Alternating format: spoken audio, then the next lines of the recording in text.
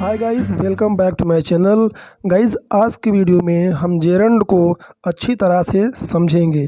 ठीक है, आपको बता दें कि जेरंड जो है बहुत ही इम्पॉर्टेंट टॉपिक है, जो कि हाई और हायर क्लास में पूछा जाता है। 9 to 12th क्लास में इसका ज़्यादातर टॉपिक एग्ज़ाम में आता है।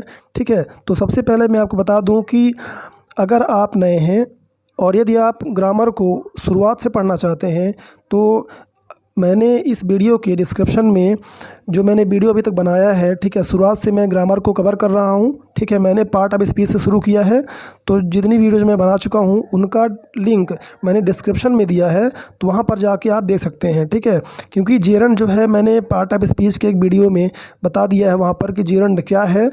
और ये एक तरह से बेसिकली ये एक नाउन है ना, ये एक नाउन की तरह काम करता है। तो इसका जो थोड़ा सा कंसेप्ट है मैं पिछली वीडियो में बता चुका हूँ, तो वहाँ पर जाके आप देख सकते हैं। फ़िलहाल चलिए, फिर भी अगर आपको नहीं आता तो मैं इसमें पूरा बताने का प्रयास करूँगा कि जेरंड है क्या, पूरा इसका कंसेप्ट, और एक तरफ से जो किस तरह से आपके एग्ज़ाम में आएगा और आप कैसे इसको पहचान पाएंगे, ये सारा चीज़ आप समझ पाएंगे। तो आइए हम शुरू करते हैं। तो देखिए, सबसे पहले जेरंड है क्या। नॉन फिनिट वर्ब बेसिकली क्या होता है, ये एक नॉन फिनिट के 3 प्रकारों में से एक होता है ना। यानी ये एक नॉन फिनिट वर्ब का टाइप है। जब आपको मैं वर्ब के बारे में पढ़ाऊंगा तब मैं वहाँ पर बताऊंगा कि वर्ब के जो टाइप हैं वो कितने होते हैं, है ना। बेसिकली पहले आप यहाँ पर इसको बस समझ लें, इसके बारे में डिटेल्स में बताऊँगा, है ना। जो वीडियो मैं बनाऊँगा अगली, उसमें मैं बताऊँगा कि नॉन फिनिट वर्ब क्या होती हैं और ये वर्ब का कौन सा टाइप होता है। इसके बाद देखिए, जेरंड भी एक वर्बल है। वर्बल एक्चुअल में वर्बल होता क्या है, ठीक है। जो वर्बल वर्ड है इसका मतलब होता है शब्द जो वर्ब से बना हो परंतु वर्ब की तरह कार्य ना करे, है ना, वह वर्बल कहलाता है। तो ये जेरंड जो है बना तो वर्ब से है, ठीक है, बट ये वर्ब की तरह काम नहीं करता। तो कैसे करता है, ये एक नाउन की तरह काम करता है। ठीक है, यहाँ पर पढ़िए, ये बिल्कुल डिटेल से लिखा हुआ है कि एक प्रकार की संज्ञा है। जेरंड क्या है, एक प्रकार का नाउन है जो वर्ब की तरह कार्य नहीं करता है। यह एक वर्बल संज्ञा है। हम वर्ब के अंत में इंग जोड़कर जेरंड बनाते हैं। जैसे प्ले है तो प्लेइंग, गो है तो गोइंग, स्विम है तो क्या बन जाएगा, स्विमिंग। चलिए आगे देखते हैं। जेरंड संज्ञा है वाक्य में। हाँ, देखते हैं कि वाक्य में एक्चुअल में जो संज्ञा है, जेरंड है, वो क्या क्या काम करता है, यानी किस तरह का वो फंक्शन परफॉर्म करता है जब ये सेंटेंस में यूज होता है। तो सबसे पहला काम ये करता है सब्जेक्ट का, कर्ता का, सेकंड है ऑब्जेक्ट, थर्ड है कर्ता का पूरक यानी कॉम्प्लीमेंट ऑफ सब्जेक्ट, और प्रीपोजिशन का ऑब्जेक्ट। ठीक है, तो इसको अभी मैं नहीं बताऊंगा, शॉर्टकट में बता दूंगा, चूँकि वीडियो बहुत लंबी हो जाएगी। प्रीपोजिशन का जो है एक ऑब्जेक्ट की तरह भी जेरंड का यूज़ करते हैं। वो एक सिंपल टॉपिक है, ज़्यादा डिफ़िकल्ट नहीं है। फिलहाल मैं इसमें सिर्फ कर्ता, ऑब्जेक्ट और कर्ता का पूरक ये बताने का प्रयास करूंगा। ठीक है, चलिए, दूसरे शब्दों में आप ये कह सकते हैं कि वह सारे कार्य कर सकता है जो एक नाउन कर सकती है ना। जो नाउन जो होता है, एक काम जो कार्य नाउन कर सकता है वही सारे कार्य जेरंड भी। हम समझते हैं कि जेरंड का यूज कैसे करते हैं, सेंटेंस में उसका प्रयोग कैसे करते हैं और पहचानते कैसे हैं कि वो किस तरह का फंक्शन कर रहा है, यानी कि वो as a subject, as a object या एज अ कॉम्प्लीमेंट उसका प्रयोग कैसे हुआ है, कहाँ हुआ है। तो चलिए, सबसे पहले हम देखते हैं जेरंड का एज अ सब्जेक्ट की तरह प्रयोग। तो जब भी इसका प्रयोग करते हैं एज अ सब्जेक्ट तो हम उसको सेंटेंस में पहले यूज करते हैं। जैसे आप देखिए, रीडिंग इज़ अब्यंस पैसन। तो रीडिंग क्या है, अब्यन का एक जुनून है। ठीक है, तो रीडिंग यहाँ पर क्या है, एज अ सब्जेक्ट यूज़ किया मैंने, जेरंड है। ठीक है, चलिए इसको आप पढ़ लीजिएगा, हम आगे बढ़ते हैं फटाफट। यहाँ पर मैंने कई सारे एग्जाम्पल ले रखा है ना, क्योंकि देखिए रूल जानने के बाद जब आप ज़्यादा प्रैक्टिस करते हैं, ज़्यादा आप उसके एग्जाम्पल्स को अटेम्प्ट करते हैं, तो आपको वो टॉपिक ज़्यादा समझ में आता है। ठीक है, तो इसलिए मैंने यहाँ पर कई सारे एग्जाम्पल्स, है ना, लिखे हैं। देखिए यहाँ पर, ये फर्स्ट तो हो गया है। सेकंड देखिए, दौड़ना एक अच्छा व्यायाम है। आप ये सेंटेंस अक्सर पढ़े होंगे, ये 9th-10th में जो है आया करता है। तो इस तरह से आपने वहाँ पर देखा होगा कि ऑप्शन भी रहता है रनिंग, रन, और रन्स, इस तरह से ऑप्शन रहते हैं, तो वहाँ पर ये आईएनजी वाला फॉर्म चूज़ करना पड़ता है। ठीक है, तो ये एक्चुअल में क्या है, एक जेरंड है। और अगर सबसे पहले यूज़ करना है हमें, तो किसी भी वर्ब का फर्स्ट फॉर्म यूज होता है। ठीक है, या फिर एक इन्फिनेटिव होता है, मैं आपको नेक्स्ट वीडियो में बताऊंगा। ठीक है, इन्फिनेटिव के बारे में मैंने पार्ट टाइप स्पीच वीडियो में मैं बता चुका है। ठीक है, तो इन्फिनेटिव को भी मैं अलग से वीडियो में कवर करूंगा। ठीक है, फिलहाल आप आगे चलिए। तो रनिंग यहाँ पर एक सब्जेक्ट है। नेक्स्ट है फिशिंग। फिशिंग मतलब होता है मछली पकड़ना। फिश मतलब मछली भी होता है, फिशिंग यानी मछली पकड़ना भी होता है। तो यहाँ पर फिशिंग क्या हो गया, एक सब्जेक्ट हो गया। धूम्रपान कैंसर पैदा करता है, तो स्मोकिंग, स्मोकिंग क्या करता है, कैंसर का वजह बनता है, यानी कैंसर पैदा करता है, तो इसको हम बोलेंगे स्मोकिंग कॉजेस कैंसर।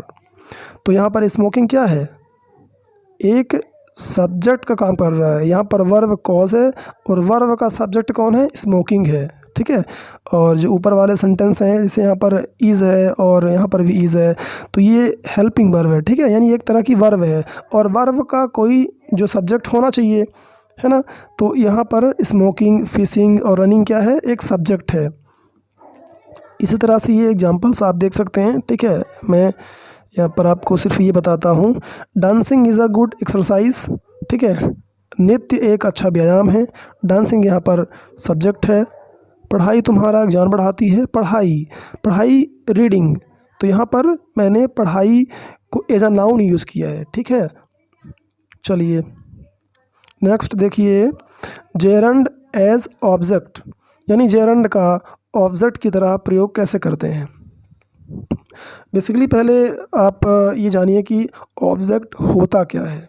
ठीक है, ऑब्जेक्ट यानी वर्ब का जिस पर इफेक्ट पड़े, यानी वर्ब का जो प्रभाव है जिस वर्ड पर पड़ता है, वो क्या होता है, ऑब्जेक्ट होता है। फॉर एग्ज़ाम्पल, जैसे पहला एग्जांपल देखिए, नेहा सोना पसंद करती है। नेहा लव्स स्लीपिंग, तो लव पसंद करती है, क्या पसंद करती है, स्लीपिंग को। ठीक है, तो उसका जो पसंद करने का इफेक्ट है वो कहाँ जा रहा है, स्लीपिंग पे जा रहा है।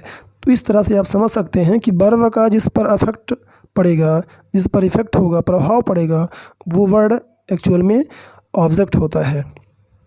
चलिए नेक्स्ट देखिए, इसलिए सॉरी, ये तो हो गया। दूसरा है my friend dislikes walking.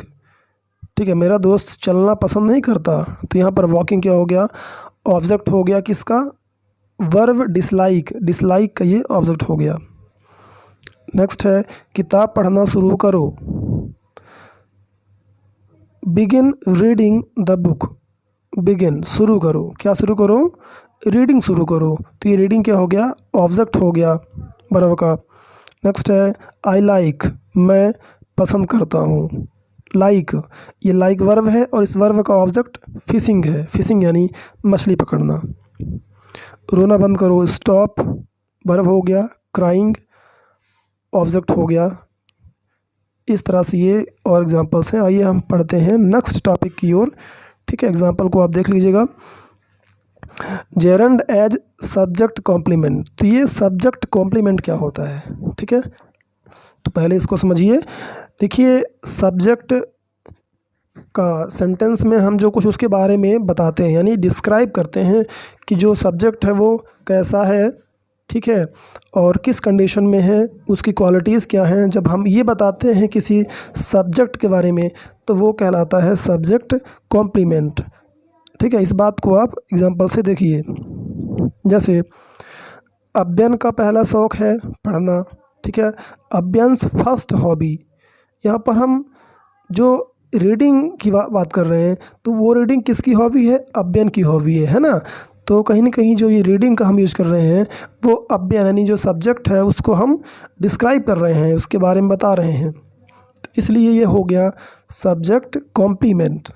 Next example है your strongest point is forgiving her mistakes, तुम्हारा जो मजबूत पहलू है वो क्या है, फॉरगिविंग करना है। तो फॉरगिविंग यानी क्या हो गया, यहाँ पर सब्जेक्ट का कॉम्प्लीमेंट हो गया। इसी तरह से नेक्स्ट देखिए, next example my weakness is, मेरी वीकनेस है क्या है, स्माइलिंग है। तो किसकी वीकनेस है, स्माइलिंग, माई वीकनेस, तो माई यहाँ पर सब्जेक्ट है, तो वो माई को डिस्क्राइब कर रहा है। तो ये क्या हो गया, स्माइलिंग हो गया, सब्जेक्ट का कॉम्प्लीमेंट हो गया। इसी तरह से अगला एग्जांपल है, what I hate is chasing others, जिससे मैं नफ़रत करता हूँ। वॉट आई हेट, ठीक है, वो क्या है, चेसिंग है, दूसरों को चेसिंग करना, दूसरों को पीछा करना। तो ये किसकी क्वालिटी है, आई, यानी आई की। यहाँ पर आई क्या है, सब्जेक्ट है, तो ये यानी सब्जेक्ट को डिस्क्राइब कर रहा है। तो चेसिंग क्या हो गया, सब्जेक्ट कॉम्प्लीमेंट हो गया। आपको जेरंड समझ में आया कि नहीं आया, ये आप कमेंट करके ज़रूर बताएं। और हाँ, नीचे के जो ये 2-3 एग्जांपल्स हैं, इन्हें आप खुद करिए और समझिए यहाँ पर, ठीक है, जैसे मैंने आपको अभी ऊपर समझाया है। फ्रेंड्स, अगर आपको कोई और दिक्कत होती है, किसी और ग्रामर का टॉपिक है जो बेसिक में आता है और आपको उसमें बहुत दिक्कत होती है, तो आप कमेंट करके बता सकते हैं, उसको मैं कवर करने का पूरा प्रयास करूँगा। Thanks for watching.